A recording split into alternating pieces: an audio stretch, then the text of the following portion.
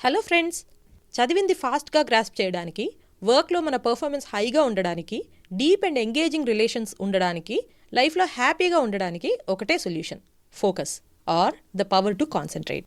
ఏకాగ్రత లేకుండా చేసే పని వల్ల ప్రయోజనమేమీ ఉండదు. అంటే చిల్లికుండలో నీళ్లు నింపడం లాంటిదన్నమాట. ఫోకస్ అంటే మన అటెన్షన్ని, అంటే మన దృష్టిని ఒకే పని మీద పూర్తిగా పెట్టడం. The ability to give all of our attention to one task at hand. అంటే మన చేతిలో ఉన్న పని మీద పూర్తిగా దృష్టి పెట్టగలగడం. కానీ మన దృష్టిని రోజుకి 100 పనుల మీద పెడతాం. దాంతో ఏ ఒక్క పని 100% పూర్తి చేయలేం. Concentration is the underlying power of all achievements అంటారు. ఫోకస్ చేయడం చేతనైన మనిషి జీవితంలో ఏ విషయంలో అయినా విజయాన్ని సాధించగలుగుతాడు. ప్రపంచ ప్రఖ్యాత martial arts genius Bruce Lee ఏమన్నారంటే, I fear not the man who has practised 10,000 kicks once, but I fear the man who has practised 1 kick 10,000 times.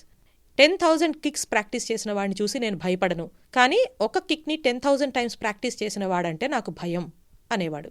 ఈ కోట్ ఫోకస్ యొక్క వాల్యూని మనకి తెలియజేస్తుంది. 21వ శతాబ్దపు అత్యంత సంపన్నమైన పారిశ్రామికవేత్తల్లో ఒకరైన రతన్ టాటా అతని అసాధారణ విజయానికి వెనుక ఉన్న రహస్యాన్ని గురించి విలేకరులు అడిగినప్పుడు, నా విజయానికి ముఖ్య కారణం నా ఏకాగ్రత. నేను ఏ విషయం మీదైనా 5 నిమిషాల పాటు ఫోకస్ పెట్టగలను, అందువల్లనే ఇంత విజయం సాధించగలిగాను అని సమాధానం చెప్పారు. ఆ సమాధానం వినగానే విలేకరులు నవ్వుకున్నారు. తను ఇచ్చిన సమాధానం సరైనదే అని తెలియజేయడానికి టాటా వారిని కావాలంటే మీరు కూడా ఫోకస్ టెస్ట్ తీసుకుని చూడండి అని సలహా ఇచ్చాడు. అక్కడ ఉన్న 200 పైచిలుకు విలేకరులు ఫోకస్ టెస్ట్ తీసుకున్నారు. వారికి అర్థమైన విషయం ఏంటంటే, అందులో ఒకరు కూడా నిమిషం కన్నా ఎక్కువసేపు ఒక విషయం మీద ఫోకస్ నిలపలేకపోయారు. 200 మంది విలేకరులు ఆ టెస్ట్లో ఫెయిల్ అయ్యారు.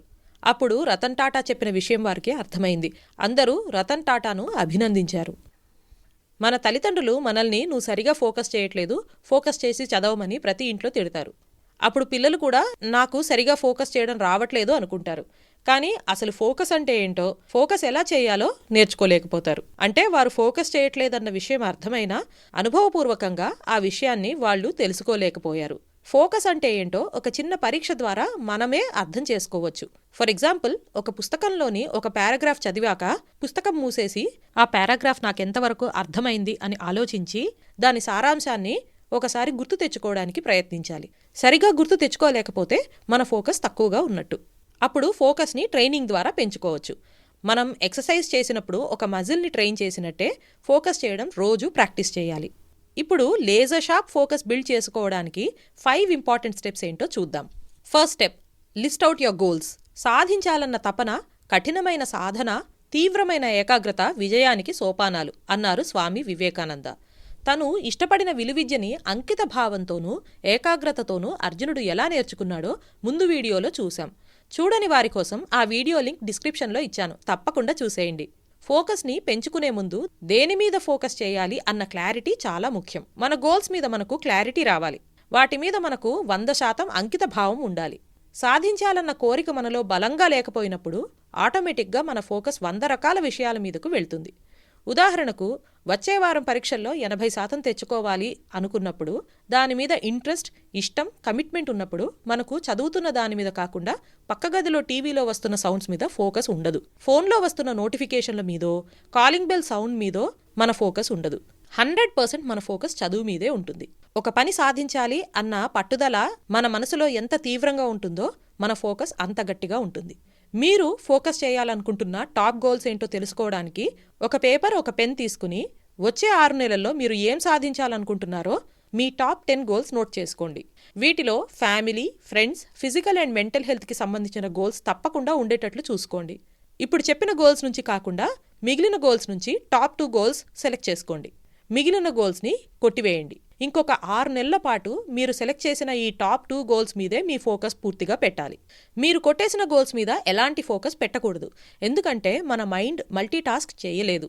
ఉదాహరణకు, కార్ డ్రైవ్ చేస్తూ ఫోన్లో మాట్లాడినప్పుడు మనం రెండిటి మీద పూర్తిగా దృష్టి పెట్టలేం. దానివల్ల 2 పనులు సవ్యంగా జరగవు, యాక్సిడెంట్స్ అయ్యే ఛాన్స్ ఎక్కువగా ఉంటుంది. మనం 2 పనుల మీద ఒకేసారి మార్చి దృష్టి పెట్టినప్పుడు మన మైండ్కి కాంటెక్స్ట్ స్విచ్చింగ్ అవుతుంది. అంటే చేస్తున్న పని మీద నుంచి దృష్టి మరల్చి వేరే పని మీద దృష్టి పెట్టాల్సి వచ్చినప్పుడు మన ఫోకస్లో ఒక బ్రేక్ వస్తుంది. కొత్త పనికి సంబంధించిన విషయాలను గుర్తు తెచ్చుకోవడానికి కొంత మెంటల్ కెపాసిటీ ఖర్చు చేయాల్సి ఉంటుంది. ఈ లీకేజ్ వలన మన మెంటల్ ఎనర్జీ 100% ఉపయోగించుకోలేకపోతాం. అందువలన వీలైనంత వరకు మల్టీటాస్కింగ్ మానేయాలి.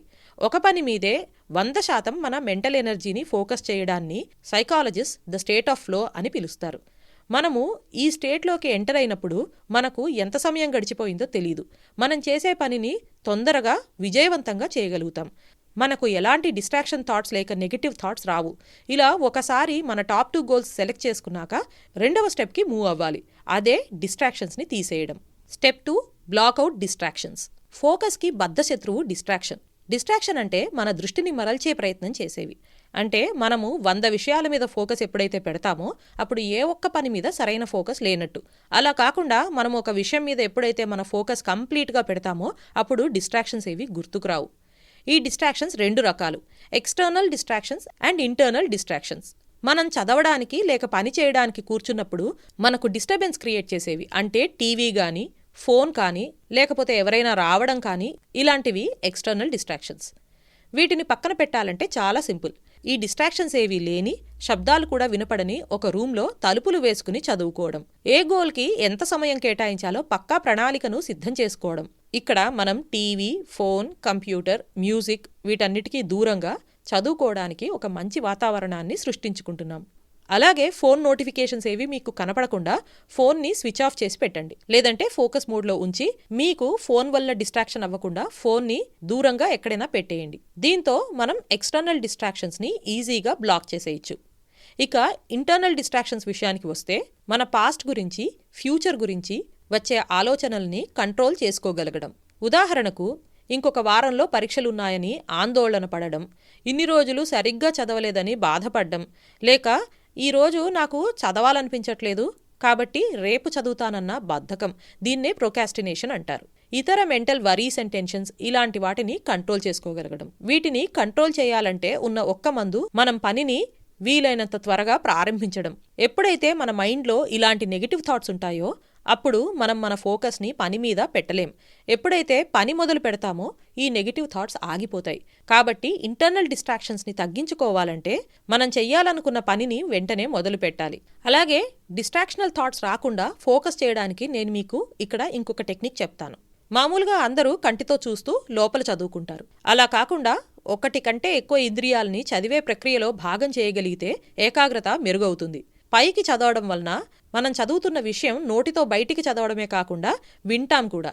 అదేవిధంగా చదువుతున్నప్పుడు మనకు అర్థమైన విషయాలని బుల్లెట్ పాయింట్ల రూపంలో నోట్స్ రాసుకోవడం వలన మన పూర్తి ఏకాగ్రత చదవడం మీదే ఉంటుంది. మెరుగైన టెక్నాలజీ వచ్చిన ఈ కాలంలో ఆడియో బుక్స్, పీడిఎఫ్స్ని వినిపించే యాప్స్ అందుబాటులో ఉన్నాయి. కుదిరితే ఇవి వింటూ నోట్స్ రాసుకోవాలి. ఎక్కడైతే డయాగ్రామ్స్, ఫ్లో చార్ట్స్ అవసరమో వాటిని మనం నోట్స్లో రాసుకోవడం వలన చదివిన విషయాలు ఎక్కువగా గుర్తుంటాయి. వీలైనంత వరకు మనం చదవడానికి ఒకే ప్రదేశాన్ని ఎంచుకోవాలి. అంటే మన స్టడీ రూమ్ని కానీ, లైబ్రరీని కానీ ఎంచుకోవాలి. ప్రతిరోజు ఒకచోటే చదివితే మన బుర్రలో అది స్థిరపడి ఆ ప్రదేశానికి వెళ్లిన వెంటనే వేరే ఆలోచనలు తగ్గిపోతాయి. ముందు చెప్పిన జాగ్రత్తలు పాటించడం వల్ల ఇంటర్నల్ డిస్ట్రాక్షన్స్ తగ్గి ఏకాగ్రత పెరుగుతుంది. డిస్ట్రాక్షన్స్ ఎలా తగ్గించుకోవాలో చూసాం కదా. ఇప్పుడు 3వ స్టెప్ అయిన ఫోకస్ని ఎలా పెంచుకోవాలో చూద్దాం. 3rd step, train your focus muscle. Focus గురించి మాట్లాడినప్పుడు స్వామి వివేకానంద గురించి తప్పకుండా చెప్పుకోవాలి. ఆయన చదవడంలో నిమగ్నమైనప్పుడు చుట్టుపక్కల జరిగే విషయాలు ఆయనకు స్పృహలో ఉండేవి కాదు. అలాగే చదివిన విషయాన్ని పేజ్ నంబర్లతో సహా అప్పచెప్పగలిగేవారు. ఎలాన్ మస్క్ చిన్నప్పటి నుంచి తన ఆలోచన ప్రపంచంలోనే బతికేవాడు. తల్లిదండ్రులు తనతో మాట్లాడుతున్నప్పుడు తను ఆలోచిస్తున్న విషయాన్ని పక్కకు నెట్టి తల్లిదండ్రుల మాట వినిపించుకోవడం ఆయనకి చాలా కష్టంగా తోచేది. ఎలాన్ మస్క్ని వారి తల్లిదండ్రులు డాక్టర్ దగ్గరికి కూడా తీసుకువెళ్లారు. ఆ డాక్టర్ ఎలాన్ మస్క్ని పరీక్షించి తన చెవులు బాగానే పనిచేస్తున్నాయని, తను ఆలోచనలో ఉన్నప్పుడు చుట్టుపక్కల ఏం జరుగుతుందో తనకు గమనింపు ఉండదని తేల్చాడు. ఎలాన్ మస్క్ యొక్క ఈ లక్షణమే అతన్ని పెద్ద వ్యాపారవేత్తను చేసింది. ఈ వీడియో మొదట్లో మీ ఫోకస్ ఎంత ఉందో, అంటే మీరు చదివిన విషయాన్ని ఎంత బాగా గ్రహిస్తున్నారో తెలుసుకోవడానికి ఒక చిన్న టెస్ట్ చెప్పాను. ఇప్పుడు మనం చేస్తున్న పని మీద ఎంత ఎక్కువసేపు మన దృష్టిని కేటాయించగలుగుతున్నామో తెలుసుకోవడానికి కూడా ఇంకొక పరీక్ష చెప్తాను. దీన్నే పోమోడోరో టెక్నిక్ అంటారు. దీని ద్వారా మనం ఒక విషయం మీద మన దృష్టిని ఎంతసేపు కేంద్రీకరించగలమో తెలుసుకోవచ్చు. మీ ఫోన్లో 5 నిమిషాలకి టైమర్ ఆన్ చేసి ఒకటే విషయం మీద దృష్టిని కేంద్రీకరించండి. అలా 5 నిమిషాలు డిస్ట్రాక్షన్ లేకుండా చేస్తున్న పని మీద మీరు దృష్టి సారించగలిగితే మీ టైమర్ని 10 నిమిషాలకి పెంచండి. చేస్తున్న పని మీద మీ దృష్టిని కొనసాగించండి. ఇలా టైమర్ని 5 నిమిషాలు పెంచుకుంటూ వెళ్తూ ఒక విషయం మీద మీరు పెట్టిన దృష్టి ఎన్ని నిమిషాల తర్వాత చెదిరిపోతోందో గమనించుకోండి. ఇది పోమోడోరో టెక్నిక్ పాటించడానికి మీ ఆప్టిమల్ టైం అన్నమాట. రోజు ఆ టైంకి టైమర్ పెట్టుకుని, ఉదాహరణకి 25 నిమిషాల పాటు టైమర్ని పెట్టుకుని మీ పూర్తి దృష్టిని చేసే పని మీద లగ్నం చేయండి. ఆ తర్వాత 5 నిమిషాలు బ్రేక్ తీసుకోండి. సాధారణంగా పోమోడోరో టెక్నిక్లో 25 నిమిషాల పని, 5 నిమిషాల బ్రేక్ తీసుకుంటారు. ఒకవేళ మీకు ఫోకస్ చేసే సామర్థ్యం ఎక్కువగా ఉంటే 45 నిమిషాల వరకు డిస్ట్రాక్షన్ లేకుండా బ్రేక్ తీసుకోకుండా ఫోకస్ చేయడం అలవాటు చేసుకోండి.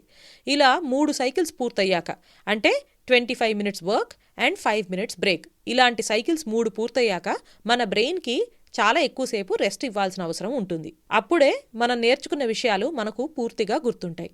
ఇలా చదివినప్పుడు నేర్చుకున్న విషయాలు ఎక్కువ కాలం గుర్తుండడానికి వాటిని మళ్ళీ మళ్ళీ రివైజ్ చేసుకోవాలి. ఇలా మీ బ్రెయిన్ని రోజు ట్రైన్ చేసుకుంటూ వెళితే ఒక విషయాన్ని తొందరగా గ్రహించగలిగిన సామర్థ్యం, అలాగే ఒక విషయం మీద ఎక్కువసేపు దృష్టి పెట్టగలిగిన సామర్థ్యం మీలో పెరుగుతాయి. అంటే మీ ఫోకస్ పెరుగుతుంది. ఇప్పుడు 4వ స్టెప్, మీ ఫోకస్ని ఒక హ్యాబిట్గా చేసుకోవడం ఎలా అన్న దాని గురించి తెలుసుకుందాం. పోమోడోరో టెక్నిక్లో భాగంగా పెద్ద బ్రేక్ తీసుకున్నప్పుడు టీవీ చూడడం, ఫోన్ చెక్ చేయడం లాంటివి చేయకూడదు. ఎందుకంటే ఇవి మన ఎనర్జీని డ్రైన్ చేస్తాయి. తర్వాత ఫోకస్ చేయడం కష్టమవుతుంది. ఎలా అయితే మనము 1 గంట వర్కౌట్ చేశాక మన బాడీకి రెస్ట్ ఇస్తామో, అలాగే 3 సైకిల్స్ ఫోకస్ చేశాక మన మైండ్కి పూర్తిగా రెస్ట్ ఇవ్వాలి. 1 గంట న్యాప్ తీసుకోవడం కానీ, మెడిటేషన్, యోగా లాంటివి చేయడం కానీ, లేక ఒక 10 నిమిషాల సేపు నేచర్లో వాక్కి వెళ్ళడం కానీ చేస్తే మైండ్ ఫ్రెష్ అవుతుంది. మళ్ళీ ఫోకస్ చేయడానికి సిద్ధంగా ఉంటుంది. ఇలా రోజు ఒకే గదిలో ఒకే సమయానికి ఎలాంటి డిస్ట్రాక్షన్స్ లేకుండా చదువుకోవడం మొదలు పెడితే మన ఫోకస్ కొంచెం కొంచెం పెరగడం మొదలవుతుంది. కొన్నాళ్ళయ్యాక మనకు పుస్తకం చేతిలోకి తీసుకోగానే దాని మీద ఫోకస్ కుదరడం మొదలవుతుంది. బాధలు, ఆందోళనలు గుర్తుకురావు. మన మనసు ప్రశాంతమవుతుంది. ఇక 5వ ముఖ్యమైన point, focus as a life style గురించి తెలుసుకుందాం. ఫోకస్ కుదరడానికి అతి ముఖ్యమైన విషయం మన ఫిజికల్ స్టేట్. అంటే ఎంత సమయం నిద్రపోయాము, ఎలాంటి ఆహారం తీసుకుంటున్నాము, మన బ్రెయిన్కి సరైన రెస్ట్ ఇస్తున్నామా, శరీరానికి కావాల్సినంత ఎక్సర్సైజ్ చేస్తున్నామా, హెల్తీ ఫుడ్ తీసుకుంటున్నామా, మన మనసుని ఎంత ప్రశాంతంగా ఉంచుకుంటున్నాం, ఇలాంటి విషయాలు. ఎక్సర్సైజ్ చేయడం వల్ల, అలాగే నేచర్లో వాక్కి వెళ్ళడం వల్ల మన బ్రెయిన్కి కావాల్సినంత ఆక్సిజన్ అందుతుంది. దీంతో కాన్సంట్రేషన్ ఇంకా పెరుగుతుంది. అలాగే రోజంతా ఎక్కువగా నీరు త్రాగడం వల్ల కూడా మన బ్రెయిన్ కెపాసిటీ పెరుగుతుంది. మనం తినే ఆహారంలో పళ్ళు, తాజా కూరగాయలు, ఆకుకూరలు ఉండేలాగా చూసుకోవాలి. ఎక్కువ నూనె పదార్థాలు లేక షుగర్స్ ఉన్న ఆహారాల్ని తీసుకోవడం వల్ల బ్రెయిన్కి ఫోకసింగ్ కెపాసిటీ తగ్గిపోతుంది. అలాగే నిద్ర కూడా వస్తుంది. పైన చెప్పిన విషయాలన్నిటితో పాటు బ్యాలెన్స్డ్ లైఫ్ స్టైల్ లీడ్ చేయడం, అంటే మన friends, family, physical and mental హెల్త్కి, స్లీప్ అండ్ ఎక్సర్సైజ్కి తగినంత సమయం కేటాయించడం, ఎడ్యుకేషన్ అండ్ కెరియర్లో మనకు అవసరమైన టాప్ 2 గోల్స్ మీద ఫోకస్ చేయడం, వీటన్నిటిని ప్రతిరోజు బ్యాలెన్స్ చేసుకోవడం వల్ల మనం ఆనందంగా ఉంటాం. మన గోల్స్ని తొందరగా అచీవ్ చేసి జీవితంలో విజయవంతంగా నిలవగలుగుతాం. ఈ వీడియో గనక మీకు నచ్చినట్లయితే లైక్ చేయండి, షేర్ చేయండి, మా ఛానల్కి సబ్స్క్రైబ్ చేసుకోండి. ధన్యవాదాలు.